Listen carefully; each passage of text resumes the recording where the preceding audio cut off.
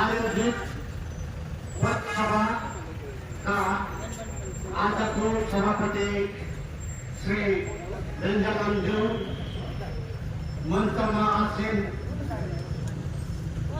समस्त अतिथिगण साथै सम्पूर्ण सिक्किम दार्जिलिङ एकीकरणलाई टेवा पुर्याउने कालेबुङवासी दार्जिलिङवासी तराई अनि डुवर्सवासीलाई सिक्किम दार्जिलिङ एकीकरण मोर्चाका प्रवक्ता म अनुप राणाबाट न्यानो स्वागत जनाउँदछु। सर्वप्रथम आज 30 अप्रेलको दिन यो सभा राखिनुको औचित्य के थियो भने सिक्किम दार्जिलिङ एकीकरणले कालेबुङमै यो पथसभा गर्न धेरै कोसिस गरेको थियौँ र यो 30 अप्रेल एरिया एक्ट रिपिल भएको दिनलाई हामी फेरि पनि केन्द्र सरकारलाई धन्यवाद दिन चाहन्छौँ र यो एक्ट एरिया रिपिल हुनुको कारणमा मुख्य रूपले सिक्किम दार्जिलिङ एकीकरण मञ्चको हात ठुलो हात रहेको छ भन्ने हामीलाई विश्वास लागेको छ। अनि यही सिक्किम दार्जिलिङ एकीकरणबाट नै यो एक्ट एरिया एक्ट रिपिल भएको पनि हामी महसुस गरिरहेका छौँ। विशेष भन्नुपर्दा हालैमा दार्जिलिङ कालेबुङ तराई अनि डुवर्सको राजनैतिक परिवेश लथालिङ्गै भएको छ। यो लथालिङ्ग बनाउने कार्यक्रम यहीको क्षेत्रीय नेताहरूद्वारा गरिएको हो। यदि गोर्खाल्यान्डको नाममा उनीहरूले धेरै नै यहाँ आन्दोलनहरू गरे पनि आन्दोलनको उपहार आजसम्म पहाड तराई डुवर्सले प्राप्त गरेको छैन। किन भन्दाखेरि यहाँका नेताहरू बिकाउ छन्, बिकाउ पैसामा बिक्री हुने नेताहरू छन्, मुद्दालाई भुल्छन्। किन भुल्दैछन्? मुद्दा भन्दा ठुलो केही होइन। मुद्दा यसै कारण हामीले स्वच्छ सिक्किम अनि दार्जिलिङको आउने भविष्य पिँढीहरूको लागि लिएर सिक्किम दार्जिलिङ एकीकरण गराउने हाम्रो दृढ निश्चय छ, जसलाई हामी फते पनि गर्नेछौँ। विशेष गरी भन्नुपर्दा हिजो अस्ति मात्रै दिल्लीमा खिचडी पाक्दै थियो भन्दै थियो। कस्तो खिचडी हो, कहाँ पाक्यो, कुन चाहिँ कोठामा पाक्यो, त्यसको परिणाम के भयो जनतालाई कसैले पनि फुकाएको छैन। अनि यहाँ दार्जिलिङमा क्षेत्रीय पार्टीद्वारा जिटिए चलाउने, जिटिए भोटरे व्यवस्था चलाउने पनि कार्यक्रम भइरहेको छ। त्यो व्यवस्थाले कुन चाहिँ दार्जिलिङवासी, कालेबुङवासी, तराई अनि डुवर्सवासीलाई के नै दिएको छ, के पाएको छ, तपाईँहरू आफै चिन्तन मनन गर्नुहोस्। यदि भविष्यमा सिक्किम दार्जिलिङ एकीकरण भयो भने हामी यस भूभागको मालिक बन्नेछौँ। यो नसोच्नुहोस्, यो छुटाउने काम प्रयास गरिरहेका छ क्षेत्रीय दलहरूले राष्ट्रिय पार्टीहरूसँग मिलेर। याद गर्नुहोस्, यहाँ कूटनीति धेरै चलिरहेको छ। कूटनीतिमा फसेको हामी यो पहाडवासी, तराई डुवर्सवासी यहाँदेखि हामी उम्कन जरुरी छ। र यहाँबाट फेरि पनि भन्न चाहन्छु, सिक्किमलाई पनि भन्न चाहन्छु, तपाईँहरूले हामीलाई अँगाल्नुहोस्।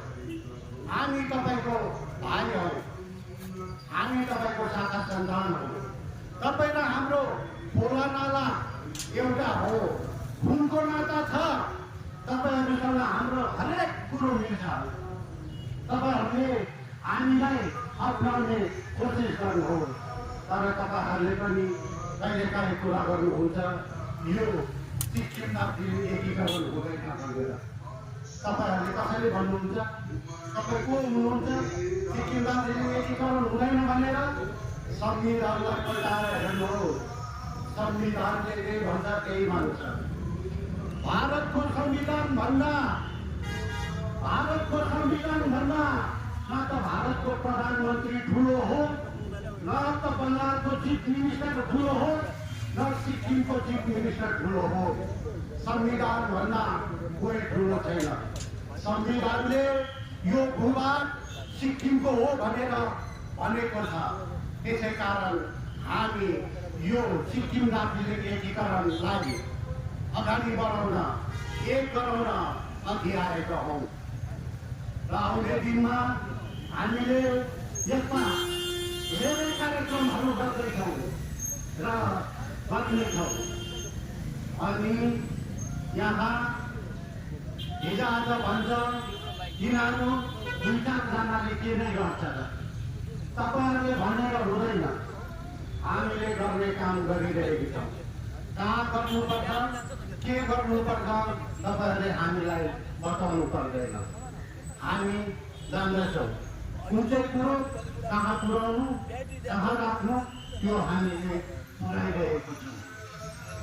र यो सिक्किम दार्जिलिङ एकीकरणको मञ्चको प्रथम पक्षमा कालेबुङमा भएको छ। यो मञ्चबाट फेरि पनि म भन्न चाहन्छु कि सिक्किम दार्जिलिङ एकीकरण हुन्छ। यसमा कसैलाई आपत्ति हुन पर्दैन। यदि जनताले चाह्यो भने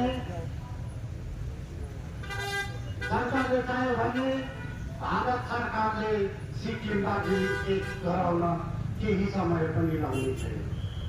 भविष्यको दिनलाई सोचौँ, अहिलेको परिस्थितिलाई हेरौँ। परिस्थितिले के माग्दैछ, के खोज्दैछ, आउने भविष्यको नानीहरूले के सोच्दैछन्, उनीहरूलाई के चाहिएको छन्, उनीहरू के भन्छन्, उनीहरूको लागि हामीले के गर्नुपर्ने हो, तपाईँ हामी आफैले चिन्तन मनन गर्नु जरुरी छ।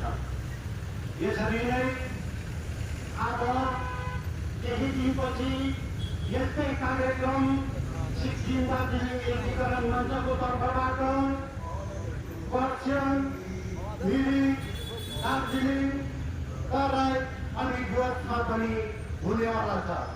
यस्तै प्रोग्राममा केही नभए पनि तपाईँहरूको साथ हामीलाई पाउने आशा एवं भरोसा छ। यहाँ कुनाबाट आएर दुई शब्द सिक्किम दार्जिलिङ एकीकरणको निम्ति बोलिदिने मुखहरू छन्, जो चाहिँ अहिले चुप लागि बसिरहेछन्। किनभने उनीहरूको आफ्नै समस्याहरू पनि छन्। यो समस्यालाई पर राखेर तपाईँहरूले आउने दिनमा सिक्किम दार्जिलिङ एकीकरणलाई साथ दिनुहुन्छ भने हामी सिक्किम दार्जिलिङ एकीकरण आशा राखेको छौँ। भविष्यमा यो सिक्किम दार्जिलिङ एकीकरण भयो भने के नाफा, के फाइदा हुन्छ अहिलेको मानिसहरूलाई हामीले बुझाउनु पर्दैन। उनीहरू सबै जान्नेछन्, बुझ्नेछन्, के हुँदा के गर्दा कसो हुन्छ सबैलाई थाहा छ। तर यो आँट कसैले गरेको छैन। यही आँटलाई अगाडि सर्न सिक्किम दार्जिलिङ एकीकरण मञ्च अघि आएको हो। यो सिक्किम दार्जिलिङ एकीकरण मञ्चलाई तपाईँहरूले पूर्ण सहयोग गर्नुहुन्छ भन्ने हामी आशावादी छौँ। भविष्यमा यस्तो कुरालाई लिएर केही मान्छेलाई अप्ठ्यारो पर्यो भने हामीसित आएर हुन्छ। हामी यस कार्यक्रमलाई लिएर, संवैधानिक विषयलाई लिएर हामीहरूले धेरै किताबहरू बातचित गरिसकेका छौँ, जो तपाईँहरूले बुकस्टलतिर पनि पाउनुहुन्छ। साथै तपाईँहरूलाई सिक्किम दार्जिलिङ एकीकरण विषयबारे अझ जानकारी चाहनुहुन्छ भने तपाईँहरू स्वयं सिक्किम दार्जिलिङ एकीकरण मञ्चका कालेबुङ समितिको कुनै पनि सदस्यलाई तपाईँहरूले जोगाजोग गरेर ती किताबहरू प्राप्त गर्नु सक्नुहुनेछ। अनि अन्तमा सिक्किम दार्जिलिङ एकीकरण मञ्चले समस्त पहाड तराई गोजवासीलाई एक गराउने अठोट लिएर यो पहिला चालेको हो। यसमा हामी पहाड तराई गोज केही पनि छुटाउनु छैन। अनि यो गोर्खाल्यान्ड गोर्खाल्यान्ड गोर्खाल्यान्ड भन्ने शब्दहरूलाई चाहिँ हामी अलिक टाढो राख्न चाहन्छौँ।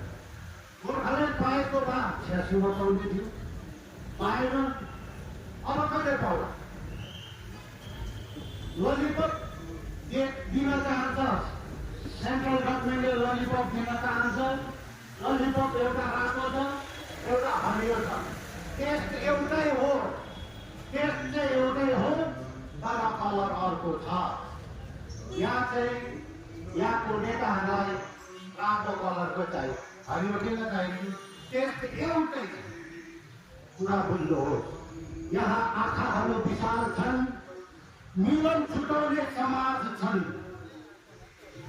यहाँ आँखाहरू विशाल छन्, मिलन छुटाउने समाज छन्। बुझ्नु होला, सिक्किम दार्जिलिङ एकीकरण मिलाउनका लागि हामीले प्रयास गरिरहेको छौँ। त्यस प्रयासलाई छुट्याउने, मिल्न नदिने षड्यन्त्रहरू पनि यहाँ धेरै चलिरहेको छ। र यहीँबाट सिक्किम राज्यलाई पनि सन्देश दिन चाहन्छु कि यो भूभाग तपाईँको हो, तपाईँले फिर्ता माग्नुपर्छ, तपाईँकोमा आँट हुनुपर्छ। केन्द्र सरकारलाई हाम्रो भूभाग फर्काइदेऊ भनेर एकपल्ट भनिहेर्नुहोस्। तपाईँले भनेपछि यहाँ के हुँदो रहेछ त्यो स्पष्ट हुन्छ। धेरै कुरा नगर्दै मेरो यो सानो वक्तव्यलाई यही विश्राम दिन चाहन्छु। धन्यवाद।